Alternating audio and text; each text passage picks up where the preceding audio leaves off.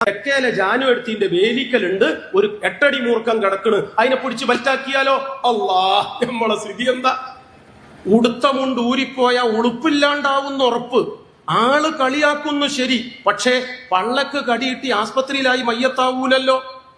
ഉടുമുണ്ട് ഊരിപ്പോണതിൽ ഉറപ്പിച്ചു നിർത്താൻ 8 അടി മൂർക്കനെ ബെൽറ്റാക്കാൻ പാടില്ല എന്ന് നിങ്ങൾക്കറിയൂലേ? അതുപോലെ നമ്മളെ പാർട്ടി പറഞ്ഞത് RSS മോശം തന്നെ. RSSനെ ചെറുക്കാൻ ഈ കുരുപ്പിനെ കൂടെ കൂട്ടിയാൽ നമ്മളെ കാര്യം കട്ടപ്പുകയും വെള്ളിയാഴ്ചയാവും.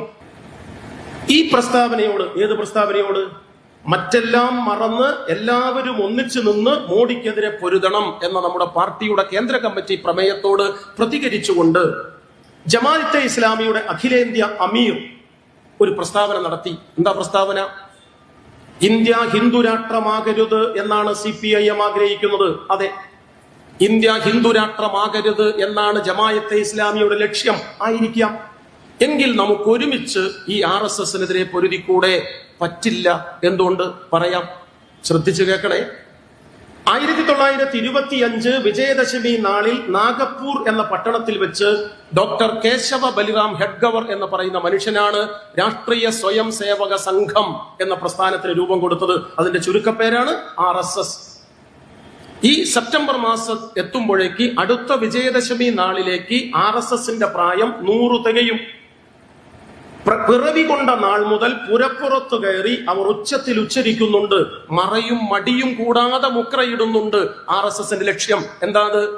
ഭാരതത്തെ, മറക്കണ്ടട്ടോ, ഇന്ത്യനെ അല്ല, ഭാരതത്തെ പിറവിയുടെ 100ാം വർഷമാകുമ്പോഴേക്ക് ഹിന്ദു രാഷ്ട്രമാക്കുക എന്നതാണ് ഞങ്ങളുടെ പ്രഖ്യാപിത ലക്ഷ്യം എന്ന് RSS പറയുന്നുണ്ട്.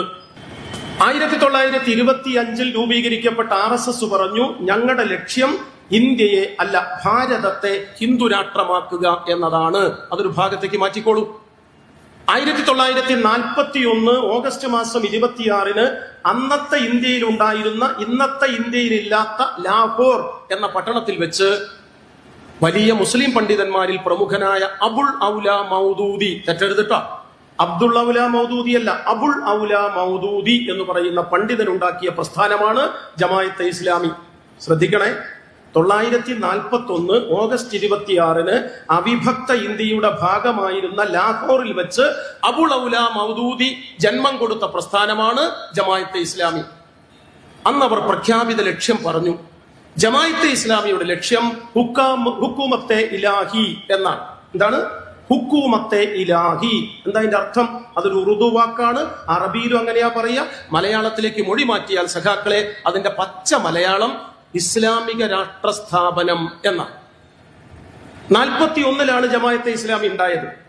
956 പിറവിയുടെ 15ാം വർഷം ജമാഅത്തെ ഇസ്ലാമി അവരുടെ ഒരു പാർട്ടി കോൺഗ്രസ് നടത്തി. അല്ല, എന്താ പറയാ, അഖിലേന്ത്യാ ശൂറ, അഖിലേന്ത്യാ സമ്മേളനം നടത്തി. ആ അഖിലേന്ത്യാ ശൂറയിൽ വെച്ച് അവർ ഭരണഘടന ഭേദഗതിപ്പെടുത്തി. എന്നിട്ട് അവർ പറഞ്ഞു, ഹുക്കൂമത്തെ ഇലാഹി ഞങ്ങൾ ഒഴിവാക്കുന്നു, പകരം ഇഖാമത്തുദ്ദീൻ എന്ന ലക്ഷ്യം സ്വീകരിക്കുന്നു. എന്താ ഇഖാമത്തുദ്ദീൻ എന്ന് പറഞ്ഞാൽ? ഇസ്ലാമിക രാഷ്ട്ര സ്ഥാപനം തന്നെ.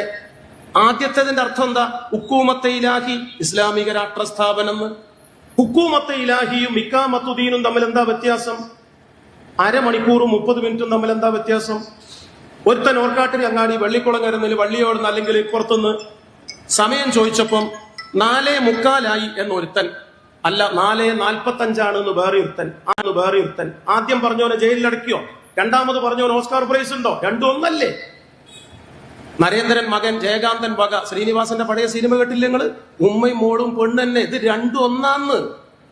ഹുക്കൂമത്തെ ഇലാഹി ഇസ്ലാമിക രാഷ്ട്ര സ്ഥാപനം, ഇഖാമത്തുദ്ദീൻ ഇസ്ലാമിക രാഷ്ട്ര സ്ഥാപനം.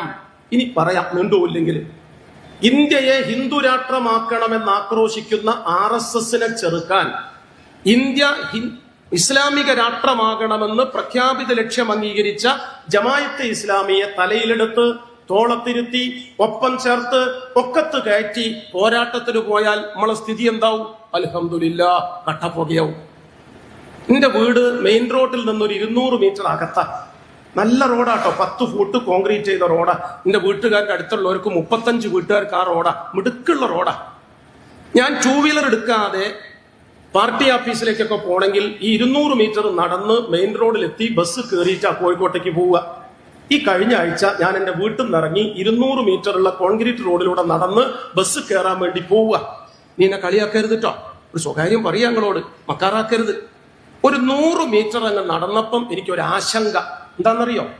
ഉടുത്ത മുണ്ട് ഊരേമൊന്ന് ഊരിപ്പോണുണ്ടോ? ഇവിടെ എങ്ങനെയല്ലേ പറയാ, അമർത്തി ചുറ്റി ഉടുത്ത മുണ്ട് അരയിൽ നിന്ന് അഴിഞ്ഞു പോണുണ്ടോ എന്നൊരാശങ്ക. കുറവിലാവൂലേ നമ്മള്? ജില്ലാ കമ്മിറ്റിയാണ് കൊലക്കാന്ന് പറഞ്ഞിട്ട് കാര്യം ഉടുത്തത് അഴിഞ്ഞു പോയ ഉളുപ്പില്ലാണ്ടാവൂലേ? ഞാൻ അങ്ങോട്ട് നോക്കി ഇങ്ങോട്ട് നോക്കി. എന്തിന്? ഒരു കഷ്ണം കയറ്, ഒരു ചൂടീന്റെ കണ്ടം. ഇനി ഏതെങ്കിലും പാർട്ടിക്കാർ ഡെക്കറേഷനോ ബാനറോ കെട്ടി എന്തെങ്കിലും ഒരു നാര് കിട്ടിയ ഉടുത്താളയനോന്ന് വിചാരിച്ചിട്ടാ. ഒരു സാധനമില്ല റോട്ടിന്റെ ഓളം, ഒക്കെ അടിച്ചാരി വൃത്തിയാക്കിയിട്ടുണ്ട്. ഞാൻ ആകെ കുറവിലാവുക, ഉടുമുണ്ടിങ്ങനെ ഊരിപ്പോവുക, നടന്നാ കുറവിലാവുന്ന ഉറപ്പാ. അപ്പൊ ഞാൻ ഇടത്തോട്ടും വലത്തോട്ടും ഇങ്ങനെ നോക്കിയപ്പോ ഇടത്തെ ഭാഗത്ത് തെക്കേലെ ജാനുവെടുത്തിന്റെ വേലിക്കലുണ്ട്, ഒരു 8 അടി മൂർക്കം കിടക്കണ്. അതിനെ പിടിച്ച് ബൽറ്റാക്കിയാലോ? അല്ലാ, നമ്മളെ സ്ഥിതി എന്താ? ഉടുത്ത മുണ്ട് ഊരിപ്പോയ ഉളുപ്പില്ലാണ്ടാവുന്ന ഉറപ്പ്. ആള് കളിയാക്കുന്നു ശരി, പക്ഷേ പള്ളക്ക് കടിയിട്ടി ആസ്പത്രിയിലായി മയ്യത്താവൂലല്ലോ. ഉടുമുണ്ട് ഊരിപ്പോണതിൽ ഉറപ്പിച്ചു നിർത്താൻ 8 അടി മൂർക്കനെ ബെൽറ്റാക്കാൻ പാടില്ല എന്ന് നിങ്ങൾക്കറിയൂലേ? അതുപോലെ നമ്മളെ പാർട്ടി പറഞ്ഞത് RSS മോശം തന്നെ.